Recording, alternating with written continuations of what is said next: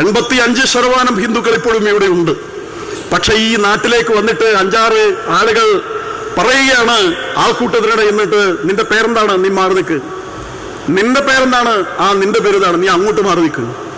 ഇങ്ങോട്ട് മാറി നിൽക്കുന്നവൻ ഹിന്ദു പേരുള്ളവനാണെങ്കിൽ അവന് കലിമ ചൊല്ലാൻ അറിയില്ലെങ്കിൽ, കലിമ ചൊല്ലാൻ അറിയാത്തവൻ ഈ ഭാരതത്തിൽ ജീവിക്കാൻ പാടില്ല എന്നാണ്. കലിമ എന്ന് പറയുന്നത് ലാ ഇലാഹ ഇല്ലല്ലാ മുഹമ്മദ് റസൂലുള്ള എന്നുള്ളതാണ്. അത് ചൊല്ലുക എന്ന് പറഞ്ഞാൽ ഒരു മുസ്ലിമായി എന്നാണ്. അത് ചൊല്ലാൻ അറിയാത്തവർ ഭൂമിയിൽ നിൽക്കാൻ പാടില്ല എന്നാണ്.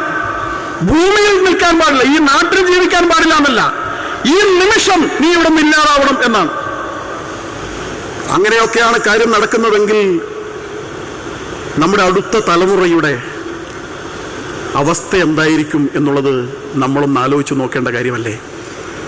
അതുകൊണ്ട് ശങ്കരാചാര്യർ അദ്ദേഹം പറഞ്ഞൊരു കാര്യമുണ്ട്, ഈ ജീവിതം എന്ന് പറഞ്ഞാൽ ഹ്രസ്വമാണ്, ഒരു കാറ്റടിച്ചാൽ തീരുന്ന കാര്യമുള്ളൂ. അതുകൊണ്ട് നമ്മൾ അധികം ഭയപ്പെട്ടിട്ട് കാര്യമൊന്നുമില്ല. എല്ലാവരും മരിക്കേണ്ടത് തന്നെയാണ്. ചിലപ്പോൾ വണ്ടി ഇടിച്ച് മരിക്കും, അല്ലെങ്കിൽ ദൗർഭാഗ്യം വന്ന ആളുകൾ ഒരു നാഷണൽ പെർമിറ്റ് ലോറി ആയാലും മരിക്കും, പലതരത്തിൽ മരിക്കും. അപ്പൊ അതുകൊണ്ട് മരണം എന്ന് പറയുന്നത് ഗീത പറയുന്ന പോലെ ജാതസ്യ ധ്രുവ മൃത്യു, ജനിച്ചോ മരണം ഉറപ്പാണ്. അങ്ങനെയാണെങ്കിൽ ആ മരണം ധർമ്മത്തിന് വേണ്ടിയായിക്കൂടെ എന്നുള്ളതാണ് ശങ്കരാചാര്യർ നമ്മുടെ മുമ്പാകെ വെക്കുന്ന ഏറ്റവും വലിയ ചോദ്യവും പാഠവും.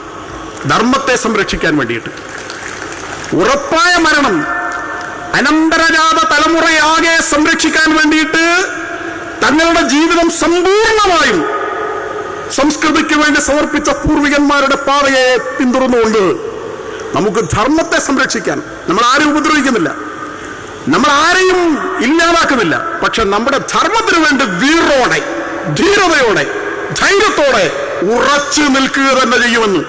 കാശ്മീരത്തിൽ എന്താ പറ്റിയത്? അവിടുത്തെ പണ്ഡിറ്റുകൾ ഉറച്ചു നിന്നില്ല. അവരെ ഭീഷണിപ്പെടുത്തുമ്പോ ഓടി ഡൽഹിയിലേക്കൊക്കെ വന്നു, ഓടി ജമ്മുവിലേക്ക് പോയി, സിംലയിലേക്ക് പോയി.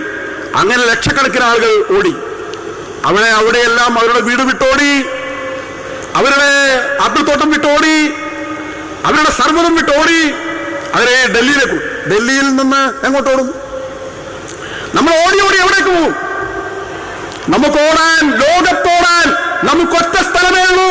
അത് നമ്മുടെ പൂർവികന്മാർ മരിച്ചു മണ്ണടിഞ്ഞു കിടക്കുന്ന നമ്മുടെ ഈ ഭാരതഭൂമി മാത്രമാണ് നമുക്ക് ഓടാനുള്ളത്. ബാക്കിയുള്ളവർക്ക് ഓടാൻ ഒരുപാട് സ്ഥലങ്ങളുണ്ട്, നമുക്കില്ല. നമുക്ക് ഈ മണ്ണേ ഉള്ളൂ.